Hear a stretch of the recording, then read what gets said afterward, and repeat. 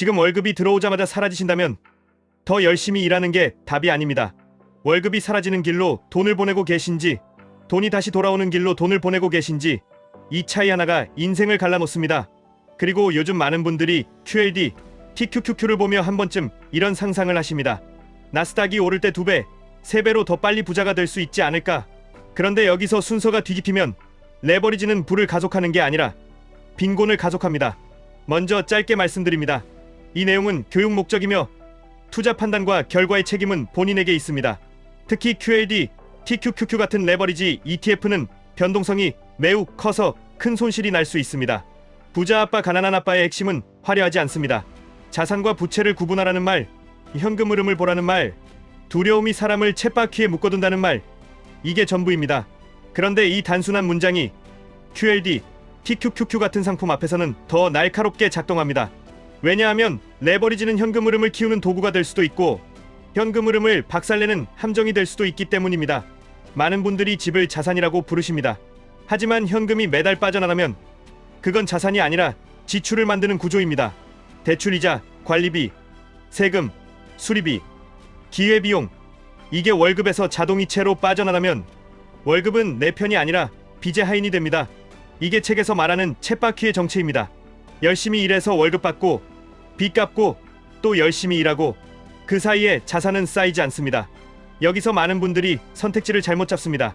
월급을 더 올리면 해결될 거라고 믿습니다. 그런데 월급이 늘면 지출도 같이 늘어나는 경우가 많습니다. 차를 바꾸고 집을 넓히고 구독을 늘리고 아이 교육비를 늘리고 보험을 늘립니다. 월급이 늘었는데도 더 불안해집니다.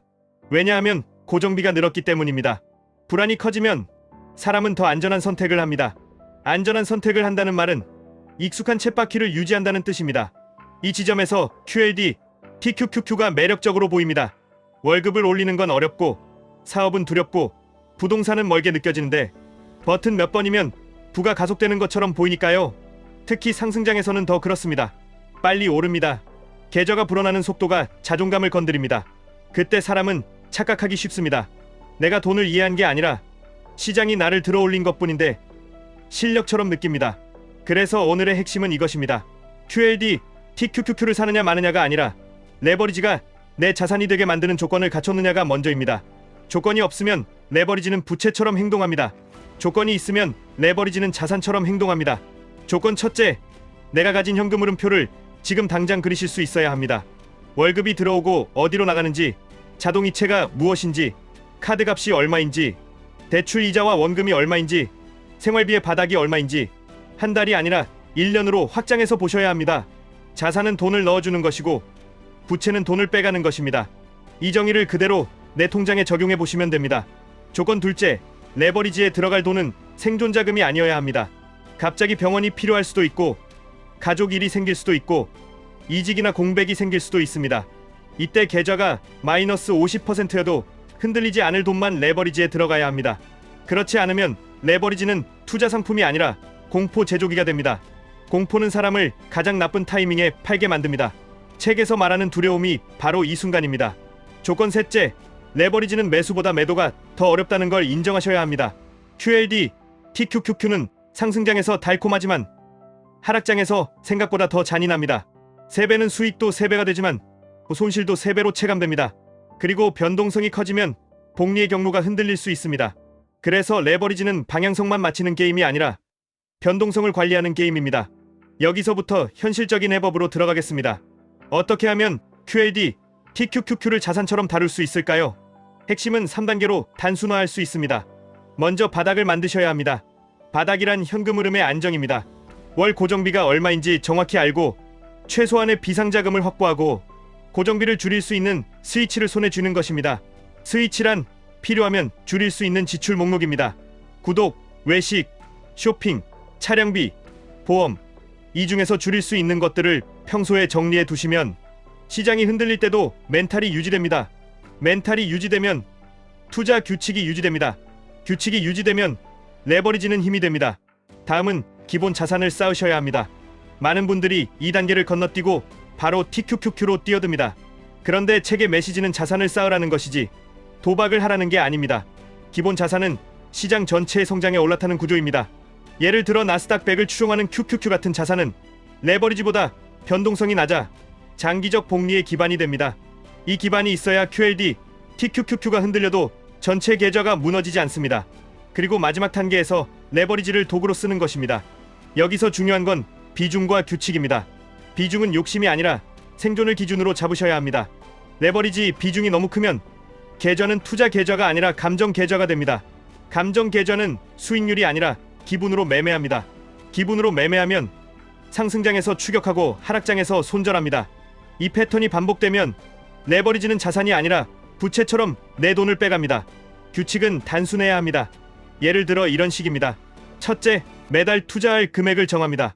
둘째, 기본 자산과 레버리지의 비중 상한을 정합니다. 셋째, 급등했을 때 일부 이익을 시연해 비중을 원래대로 되돌립니다. 넷째, 급락했을 때는 미리 정한 구간에서만 분할 매수합니다. 다섯째, 규칙을 어기지 않도록 자동화를 최대한 활용합니다. 여기서 사람들이 가장 많이 망하는 지점이 있습니다. 상승장에서 규칙이 무너집니다. 계좌가 불면 비중 상한을 깨고 더 넣습니다. 그 순간부터 레버리지는 내 편이 아니라 시장의 변덕편이 됩니다. 반대로 하락장에서는 공포 때문에 규칙이 무너집니다. 바닥에서 팔고 위에서 삽니다. 그래서 레버리지에서 가장 중요한 것은 분석보다도 구조입니다. 구조가 감정을 이기게 만들어야 합니다. 부자 아빠 가난한 아빠가 말한 자산은 결국 현금 흐름입니다. 그런데 주식은 배당이 없으면 현금 흐름이 없다고 생각하시는 분들도 있습니다. 하지만 주식이 만들어내는 현금 흐름은 두 가지입니다. 하나는 배당 같은 직접 현금 흐름입니다. 다른 하나는 자본이득을 규칙적으로 일부 실현해 다시 자산으로 옮기는 간접 현금 흐름입니다. 레버리지 ETF를 자산으로 만드는 핵심은 바로 이 간접 현금 흐름을 설계하는 것입니다.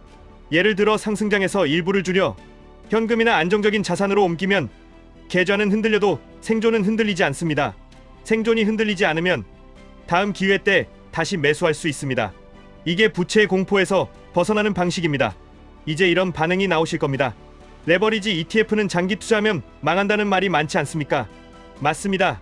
아무 규칙 없이 비중 관리 없이 생활비까지 끌어다 넣으면 위험합니다.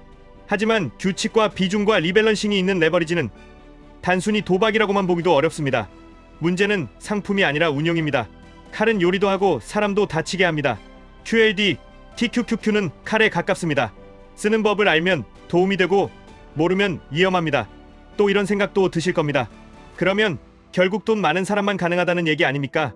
꼭 그렇지 않습니다. 돈이 많아서가 아니라 지출 구조가 정리되어 있어서 가능한 경우가 많습니다.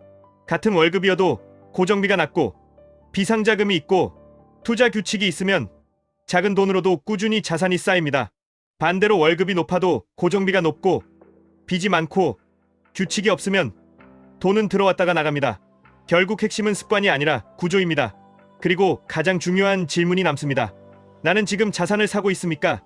아니면 자산처럼 보이는 부채를 사고 있습니까? 이 질문을 QLD, TQQQ에 그대로 붙이면 더 명확해집니다. 지금 내가 사는 TQQQ는 내 미래 현금 흐름을 키우는 도구입니까? 아니면 내 불안을 달래는 위안입니까? 위안으로 사면 흔들릴 때 반드시 무너집니다. 도구로 사면 흔들릴 때 오히려 기회가 됩니다. 실전적으로 더 구체화해 보겠습니다. 레버리지를 도구로 만드는 사람들은 보통 세 가지를 반드시 합니다. 첫째, 매수 버튼보다 먼저 현금 흐름표를 봅니다. 이번 달 카드값, 다음 달 큰 지출, 대출이자, 아이 관련 일정. 이걸 확인하고 남는 돈으로만 투자합니다. 투자금이 아니라 생존금이 섞이면 그 순간부터 투자는 감정 게임이 됩니다. 둘째, 비중 상한을 지킵니다. 레버리지 비중은 계좌 상황에 따라 유연하게 조절할 수 있지만 상한이 없으면 결국 레버리지가 계좌를 장악합니다. 장악되는 순간 계좌는 투자 계좌가 아니라 롤러코스터가 됩니다. 셋째, 이익 실현을 죄책감 없이 합니다. 레버리지에서 이익 실현은 배신이 아닙니다. 생존을 강화하는 기술입니다. 일정 구간에서 일부를 줄이고 그 돈을 안정적인 자산이나 현금으로 옮기는 것은 다음 조정에서 다시 싸게 살 수 있는 힘을 만들어줍니다. 결국 레버리지의 진짜 봉인은 상승을 먹는 능력보다 하락을 견디는 능력에서 나옵니다. 이쯤에서 예상되는 질문들을 정리해 보겠습니다. QLD와 TQQQ 중에 뭘 사야 합니까? 상품 선택보다 먼저 본인의 변동성 허용치를 확인하셔야 합니다. 같은 나스닥이라도 2배와 3배는 체감이 완전히 다릅니다. 수익의 크기가 아니라 하락을 견디는 심리적 비용이 다릅니다. 심리적 비용을 감당 못하면 수익률은 숫자가 아니라 상처로 남습니다. 지금 들어가도 됩니까? 타이밍보다 규칙이 먼저입니다. 한 번에 들어가서 마치려는 생각은 결국 공포와 욕심을 키웁니다. 분할, 비중, 리밸런싱 이 세 가지가 있으면 타이밍 집착이 줄어듭니다. 하락장 오면 어떻게 합니까? 미리 정한 규칙대로만 하시면 됩니다. 현금이 없는데도 무조건 물타기 하는 행동은 투자처럼 보이지만 사실은 공포의 행동입니다. 반대로 현금을 확보해두고 정해진 구간에서만 분할 매수하면 하락장은 공포가 아니라 할인입니다. 결국 부자 아빠 가난한 아빠의 메시지는 한 문장으로 정리됩니다. 돈이 내 주머니로 들어오게 만드는 것을 늘리고 돈이 내 주머니에서 빠져나가게 만드는 것을 줄여야 합니다. 이 문장을 오늘의 언어로 바꾸면 이렇게 됩니다. 월급이 들어오면 소비와 빚으로 사라지는 구조를 끊고 자산이 나를 먹여 살리는 구조를 만들어야 합니다. QLD, TQQQ는 그 구조 위에서만 빛납니다. 구조가 없으면 레버리지는 가장 빠른 지름길이 아니라 가장 빠른 추락길이 됩니다. 지금부터 아주 작은 실천을 제안드립니다. 오늘 밤 10분만 쓰셔서 이번 달 고정비 목록을 적어보시고 줄일 수 있는 항목 3개를 정해보시고 투자 금액이 생활을 위협하지 않는 선을 정확히 정해보십시오. 그리고 그 선 안에서만 규칙을 세우고 흔들려도 지킬 수 있는 방식으로 운용해 보십시오. 그 순간부터 QLD, TQQQ는 유혹이 아니라 도구가 됩니다. 지금까지 1분 투자 하이젠버그였습니다.